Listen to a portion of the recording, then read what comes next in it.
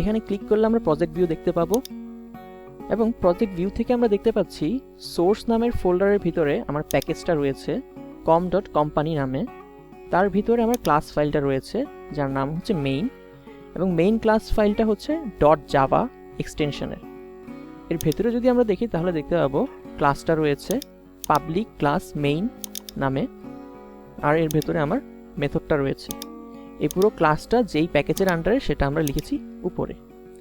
Package যে আসলে folder ছাড়া কিছুই না সেটা দেখার জন্য আমরা প্যাকেজটার উপর রাইট মাউস ক্লিক করে শো ইন এক্সপ্লোরার দিতে পারি। তাহলে আমরা দেখব উপরে দেখা যাচ্ছে কম নামের ফোল্ডার, সেটা আছে সোর্স নামের ফোল্ডারের ভিতরে। আমরা যে সোর্স নামের ফোল্ডারে আসি তাহলে দেখতে পাবো কম নামের একটা ফোল্ডার আছে যার ভিতরে কোম্পানি নামের আরেকটা ফোল্ডার আছে। এই ফোল্ডারের ভিতরে আমার একটা main.java নামের ফাইল আছে, এটাই আসলে আমার ক্লাসটা। আমি যদি এটাকে ওপেন করি তাহলে দেখতে পাবো আমার ক্লাসটা দেখা যাচ্ছে যেটা com.company নামের আন্ডারে আছে।